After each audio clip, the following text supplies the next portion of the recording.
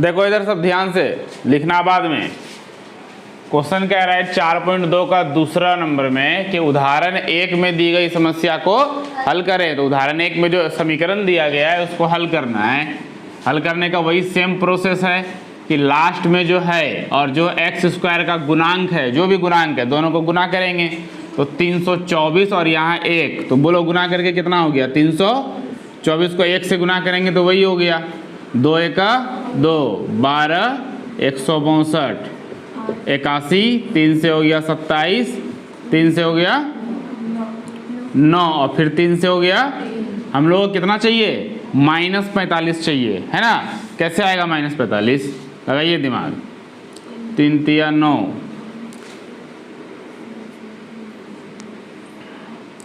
9 दूनी 18, 18 दूनी कितना हुआ?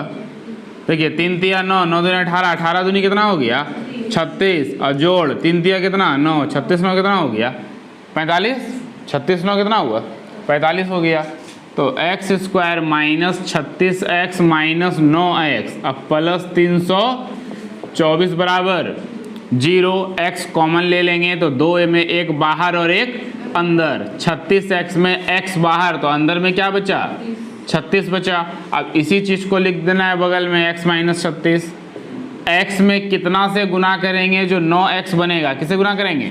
9 से गुना करेंगे, माइनस देंगे तो माइनस माइनस प्लस बराबर 0। तो x - 36 जो कॉमन आ गया 2 बार है और फिर हो गया x - 9 बराबर 0। इसलिए x - 36 बराबर 0 और x का मान कितना हो गया? और इधर हो गया x - 9 बराबर 0 और x का मान कितना हो गया? निकल गया आंसर। क्वेश्चन तो प्रैक्टिस में बनवा चुके हैं, बनवाए ना प्रैक्टिस में, कॉपी पलट के देखो। प्रैक्टिस में ये सब क्वेश्चन पहले ही बता चुके हैं, है ना। हाँ ध्यान से समझो इसको। 750 को गुना करेंगे एक्स स्क्वायर का जो गुणांक है 1, है ना, तो गुना करेंगे तो कितना हो जाएगा? 750 ही रहेगा। 2 तिया 6, 2 दूनी 4, 2 सते 14, 375 हो गया। 3 से कितना हो गया? 125, फिर हो गया 5 से 25, फिर 5 से हो गया, लाना है हम लोग को -55। कैसे होगा? 5 तिया 15, 15 दूनी 30 और फिर 5 25, तो 30 और 25 कितना हुआ? पूरा गया 55। तो एक्स स्क्वायर -30x - 25x और प्लस 750 बराबर 0। 2x में 1 बाहर और 1 30x में x बाहर और 30 अंदर। x - 30 को यहाँ लिखो। x में कितना से गुना करेंगे जो 25x होगा? बोलो 25 से गुना करेंगे तो 25 तिया 75, ये अपने आप हो जाएगा। माइनस माइनस क्या हो गया? प्लस। जो सेम सेम है उसको कॉमन ले लेंगे, x - 30 और यहाँ क्या बचेगा? x और क्या बचा? x - 25 बराबर 0। तो x - 30 बराबर हो गया 0 और x - 25 भी हो गया 0। इसलिए x का वैल्यू कितना निकला? और इधर कितना निकला? x और y कितना चर हुआ? बोलो 2 चर। हम लोग क्या 2 चर पढ़ रहे हैं अभी? उस दिन बोले थे ना हम लोग सिर्फ 1 चर पढ़ रहे हैं। y तो पूरा y, x तो पूरा x, है ना। देखो अपने मन में 2 संख्या सोचो जिसका योग 27 है। जैसे मान लो जोड़ेंगे 4 जोड़ 5, तो 4 जोड़ 5 कितना हुआ? 4 में 5 जोड़ेंगे कभी 27 पूरेगा? ये तो बहुत छोटा संख्या ले लिए ना, बड़ा संख्या लो तब। ठीक है, जैसे कि मान ले लो 12 और 15, अब 12 15 जोड़ो कितना हुआ? देखो एक ही बार में हो गया। 12 15 कितना हुआ? बोलो।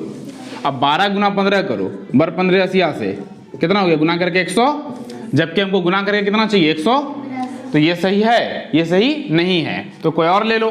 जैसे मान के चलो 13 और 14, 13 14 जोड़ के कितना हुआ? कितना हुआ जोड़ के?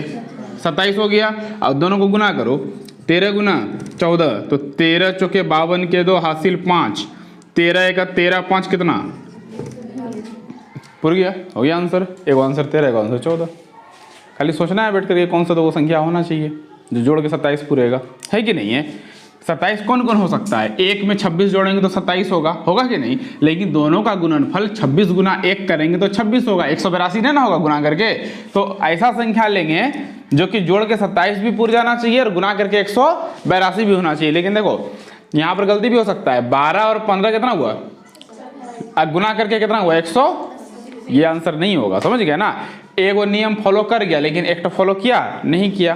तो ऐसा संख्या लेना है जो दोनों नियम फॉलो करे। तो हमारा आंसर है 13 और 14। अब इसको नियम से बनाएंगे, ये तो हो गया शॉर्ट ट्रिक। 1 नंबर का सवाल अगर आएगा तो इसी तरह बनाना है। दो संख्या ज्ञात करें जिनका योग 27 है। तो माना पहली संख्या, दो संख्या है ना, तो दो में सबसे पहली संख्या मान लेते हैं, माना पहली संख्या बराबर x, कितना मान लिए, तो दूसरी संख्या हो जाएगा 27 माइनस x। 27 माइनस, ऐसा क्यों हुआ, मान के चलो 10 रुपया बांटने के लिए दिया, पिताजी बोला 2 बच्चा आपस में तुम लोग बांट लो, ठीक है। तो एक बच्चा को मिला 6 रुपया, तो दूसरे बच्चे को कितना मिला, 4 नहीं, इसको बोलो 10 माइनस 6। 10 माइनस 6, अगर 10 माइनस 6 करेंगे तभी तो 4 आएगा, समझ रहे बात को। 10 माइनस 6 करेंगे तब ना 4 आएगा। तो अगर एक बच्चे को x मिला तो दूसरे को क्या मिला, 10 माइनस x मिला, इसीलिए माइनस करते हैं, ठीक है। अब समझो सवाल को। अब कहता है प्रश्न कहता है कि गुणनफल 182 है, मतलब पहला संख्या कौन है x और दूसरा संख्या कौन है 27 माइनस x, और दोनों का गुणनफल कितना है 182। तो x गुना 27, x गुना x प्लस वाला इधर आ गया बराबर क्या, देखो चिन्ह बदलने के लिए माइनस को कॉमन लेंगे, लिखना नहीं, समझो पहले माइनस को कॉमन लेंगे। जब माइनस को कॉमन लेंगे तो सबका चिन्ह बदल जाएगा। जो एक्स स्क्वायर माइनस में था वो किस में हो गया, प्लस में। 27x जो पहले से प्लस में था किस में हो गया, माइनस में। और जो माइनस 182 था वो क्या हो गया, और जीरो का तो माइनस प्लस फर्क नहीं पड़ेगा तो ये जीरो हो गया। अब हल करना है गुणनखंड। 182 को 1 से गुना करेंगे तो क्या हो गया 100, 2 से हो गया 91, 7 से हो गया 13। तो देखो 7 दूनी 14, 14 और 13 दोनों जोड़ेंगे तो कितना हो जाएगा 27, माइनस माइनस प्लस चिन्ह किसका, माइनस का।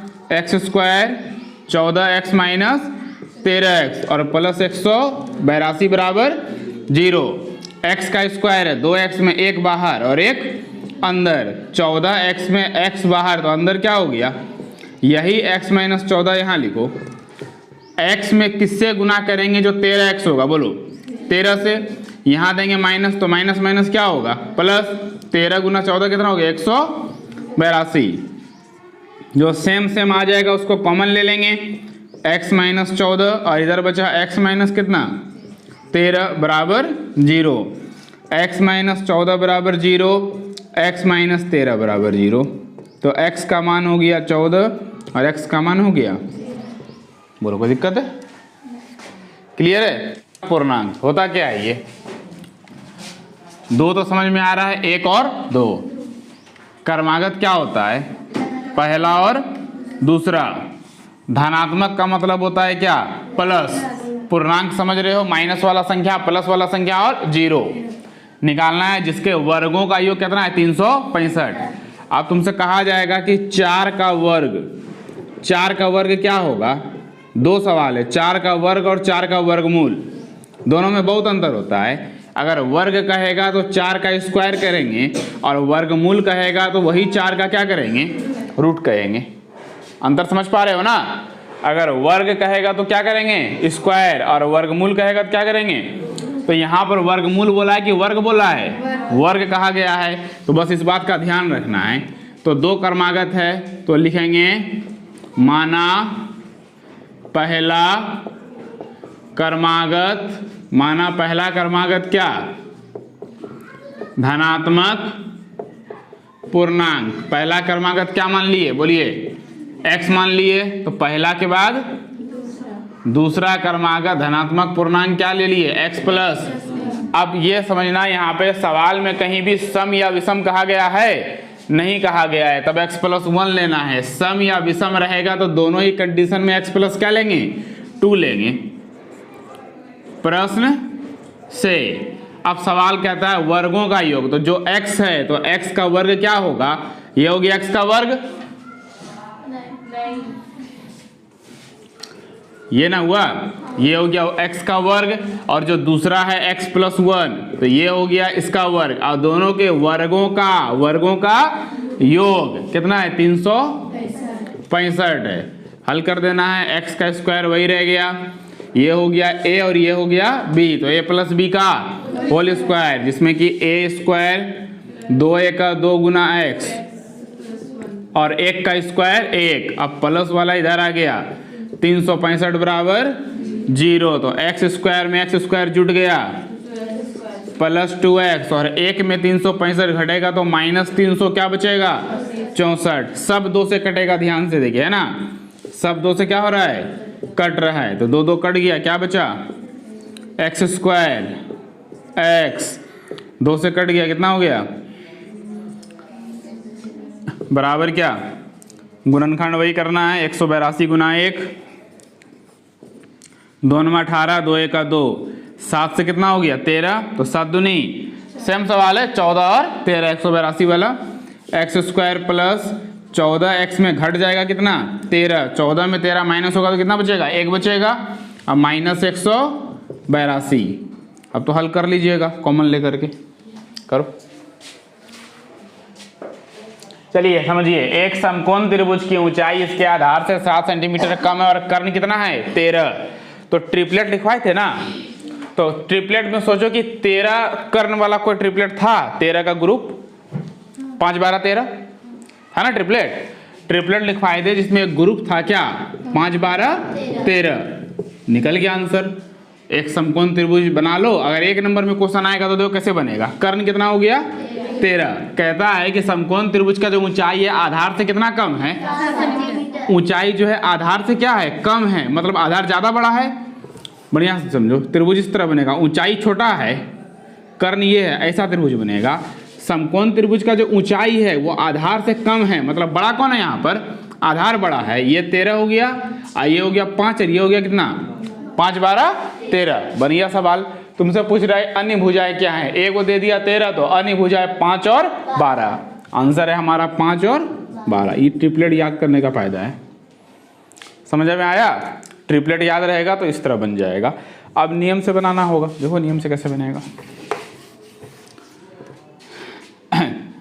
तो क्या कहा है कि एक समकोण त्रिभुज की ऊंचाई आधार से कितना कम है 7, तो जिससे कम है उसी को हम लोग क्या मानते हैं x, माना समकोण त्रिभुज का आधार हम लोग क्या मान लिए x सेंटीमीटर, आधार मान लिए x, ये फिगर है समकोण त्रिभुज का, ठीक है, यहाँ पे 90 डिग्री है, आधार क्या मान लिए x मान लिए, और ऊंचाई कितना है x माइनस 7, आधार हो गया x और जो ऊंचाई है वो आधार से कितना कम है, बोलो कितना कम है 7 कम है, तो x माइनस 7 हो गया। और कर्ण पहले से दिया है, कर्ण कितना दिया है 13 सेंटीमीटर, समकोण त्रिभुज में पाइथागोरस सूत्र से, कौन सूत्र लगेगा इसमें पाइथागोरस लगेगा, सूत्र बोलिए, कर्ण स्क्वायर बराबर, गा दिए ब्याह गीत, पता चला कौन बोला कौन नहीं बोला, तुम बोलो अमना,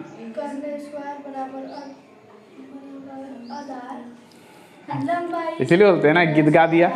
देखो सब ध्यान से, कर्ण कितना है पहले से, कर्ण कितना है 13 और लंब कितना है x माइनस, और आधार कितना है x, तो 13 का स्क्वायर कितना हो गया a माइनस बी का, ये a और ये भी a माइनस बी का होल स्क्वायर, तो a का स्क्वायर मतलब 7 दूनी 14 गुना x, 7 का स्क्वायर b स्क्वायर मतलब 7 का स्क्वायर 49, और प्लस क्या x स्क्वायर, तो 169 बराबर x स्क्वायर क्या हो गया, अब माइनस 14x प्लस 49, और ये 169 प्लस वाला इधर से उधर चला गया, क्या हो गया, और इधर कुछ नहीं बचा तो 0, तो पलट देते हैं 0 उधर, इसको इधर कर देते हैं, 2x स्क्वायर माइनस 14x, और 169 में 49 घटेगा क्योंकि प्लस माइनस क्या होता है, घटाओ कितना हुआ 120, और बराबर क्या हो जाएगा 0, सब किससे कटेगा ध्यान से देखो, सब 2 से कटेगा तो कितना हो गया, 2 2 कट गया, कितना हो गया, एक्स स्क्वायर बचा, ठीक है। और यहाँ 2 सते 7 बचा, और 2 से 120 के बार में कटेगा, 60 बार में। 60 गुना 1 कितना रहा, 2 से कितना 30, 2 से 15, 3 बचे, -7 चाहिए तो कैसे आएगा, 2 दूनी 4 तिया 12, 12 में 5 गया 7, तो उल्टा दो, 5 में 12 घटा दो, 5x में घटेगा 12x, 5 में 12 गया -7 आ गया, और -60 बराबर 0, ठीक है। तो x कॉमन, x प्लस 5 यहाँ लिख दो, 12 कॉमन कर दो, -12, देखो 12 पंचे 60, 12 गुना x 12x बराबर, तो जो कॉमन आ गया x प्लस 5, इधर हो गया x माइनस 12, तो x प्लस 5 बराबर 0, x माइनस 12 0, इसलिए x का मान क्या निकला, और x का मान क्या निकला। अब माइनस वाले को नहीं लेना है, x का मान 12 आया ना, तो x हो गया हमारा आधार हो गया 12 सेंटीमीटर, और x माइनस 7, x का मान निकला 12, 12 माइनस 7, 12 में 7 गया कितना हो गया 5, अपने आप निकल गया प्लस में, ठीक है। तो इतना करने के बाद आया 12 और 5, और ट्रिपलेट में कितना आसानी से निकल गया, उतारो। एक कुटीर उद्योग में एक दिन में कुछ बर्तन का निर्माण होता है, देखो कुछ बर्तन का निर्माण होता है, क्या मान लिए बोलो, x निर्माण होता है। एक चीज समझो इस चीज में कि जितना सामान बनेगा और उसका जो दाम होगा, दोनों को गुना करेंगे तो लागत निकलेगा, ठीक है। मान के चलो एक फैक्ट्री में 10 को जो है प्लेट बनता है, जो होता है ना प्लेट, 10 प्लेट बनता है, और एक प्लेट का जो लागत है वो 50 पैसा है, कितना पैसा है 50 पैसा। जब तक दोनों को गुना नहीं करेंगे तो कैसे पता चलेगा कि लागत कितना रुपया है, 5 रुपया, समझ में आ रहा है ना। तो सामान जो बना वो कितना बना वो नंबर, ठीक है, 100 बना, 50 बना, 200 बना वो नंबर, और उसका एक चीज का कॉस्टिंग कितना पड़ा, जो बनने में जो पैसा खर्च हुआ कितना, एक का कितना पड़ा, दोनों को गुना कर देंगे टोटल लागत निकल जाएगा। तो वही काम हम लोग यहाँ भी करेंगे। कहता है कि एक विशेष दिन देखा गया कि नग निर्माण की लागत जो है, उस दिन बर्तन बन रहा है यहाँ फैक्ट्री में, तो बर्तन की संख्या के दुगने से 3 अधिक है, तो निकालने क्या बोला, लागत 90 रुपया है। निर्मित बर्तनों की संख्या, माना निर्मित बर्तनों की संख्या क्या मान लिए, बोलिए x मान लिए, और नग की लागत जो भी उसमें लगा रहा है, लागत दुगना से कितना अधिक है, बोलो 3 अधिक है, दुगना से कितना अधिक है 3, तो x का दुगना कितना होता है 2x, उससे 3 अधिक है, तो दोनों को गुना करेंगे, जितना प्रोडक्ट बना और जितना एक का प्रोडक्ट का कॉस्टिंग पड़ा, दोनों को गुना करके लागत कितना रुपया दिया हुआ है, 90 रुपया दिया हुआ है। प्रश्न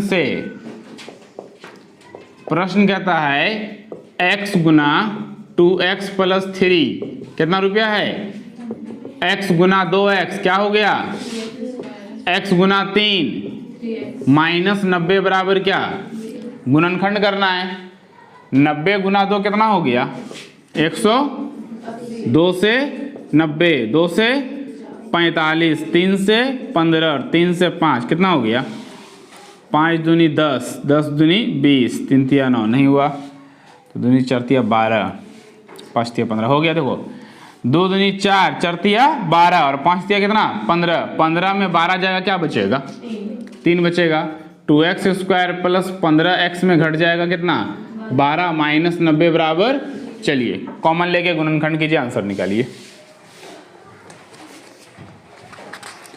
4.2 आप लोग का खत्म हो गया। अब जो है अगला टॉपिक हमारा होगा कल पूर्ण वर्ग विधि। पूर्ण वर्ग विधि इसको सीखना बहुत जरूरी है, बहुत इंपॉर्टेंट टॉपिक है पूर्ण वर्ग विधि।